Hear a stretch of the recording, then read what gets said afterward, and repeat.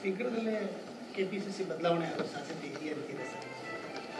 CM ಅವ್ರು ಬಂದ ಮೇಲೆ ಹೇಳಿದ್ರೆ ಗೊತ್ತಾಗೋದು ಏನದು ಎಷ್ಟು ಸೀರಿಯಸ್ ಆಗಿದೆ, ಗಾಂಭೀರ್ಯತೆ ಇದೆ, ಬಂದ ಮೇಲೆ ಗೊತ್ತಾಗೋದು.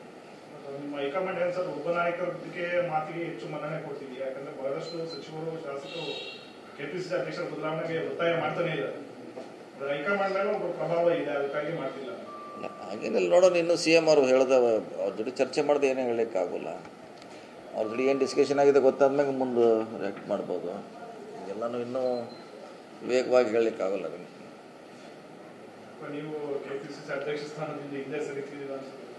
ಇಲ್ಲ, ಹಿಂದೆ ಮುಂದೆ ಪ್ರಶ್ನೆ ಇಲ್ಲ, ಅದು ಪಾರ್ಟಿ ಇರೋದು. ಅವ್ರಿಗೆ ಯಾವಾಗ ಅನುಕೂಲ ಐತಿ ಯಾವಾಗ ಮಾಡ್ತಾರೆ. ಅವ್ರಿಗೆ ನಮಗೆ ಇವತ್ತು ಮಾಡಿದ್ರೆ ಮಾಡೋಲ್ಲ, ಅವ್ರದ್ದೇ ಲೆಕ್ಕಾಚಾರದಲ್ಲಿ ಮಾಡ್ತಾರೆ. ಏನೋ ಮಾಡಿದ್ರು. ಈಗ ನಾವು ಇವತ್ತೇ ಕೊಡಿ ನಾಳೆ ಕೊಡಿದ್ರೆ ಅವ್ರು ಕೊಡೋಲ್ಲ. ಅದು ಅವ್ರದೇ ಅಂತ ಲೆಕ್ಕಾಚಾರ ಚರ್ಚೆ ಮಾಡಿ ಡಿಸಿಷನ್ ಯಾವುದೇ ಡಿಸಿಷನ್ ತೊಗೊಳ್ಕೊಂಡು ಮಾತ್ರ ರೀತಿ ಮಾಡ್ತಾರೆ.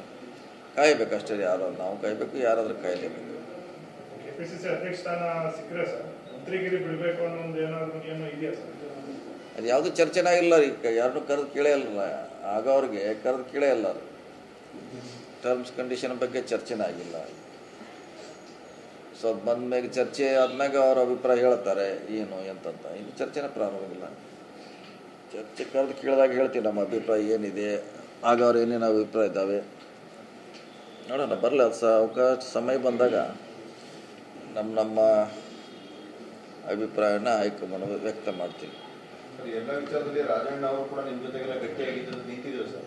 ಈಗ ಅವ್ರದೇ ಪ್ರಕರಣ ಅವರೇ ಒಂದು ರೀತಿ ಹಿಟ್ ಅಂಡ್ ರನ್ ಮಾಡಿದ್ದಾರೆ ಅನ್ನೋ ಕಾರಣಕ್ಕಾಗಿ ಈ ಧ್ವನಿಗೆಲ್ಲ ಸ್ವಲ್ಪ ಹಿನ್ನಡೆ ಆಗಲಿಲ್ವಾ ಸರ್? ಈಗ ಹಿನ್ನಡೆ ಏನಾಗಿಲ್ಲ. ಪ್ರೂವ್ ಆಗದೇ ಇರ್ಬೋದು. ಪ್ರೂವ್ ಆಗದೇ ಇದ್ರೂ ಕೂಡ ಹಿಂದೆ ಆಗಿರೋಂಥ ಭಾಳಷ್ಟು ಘಟನೆಗಳು ಇದೆಯಲ್ಲ, ಪ್ರೂವ್ ಆಗದೇ ಇರ್ಬೋದು.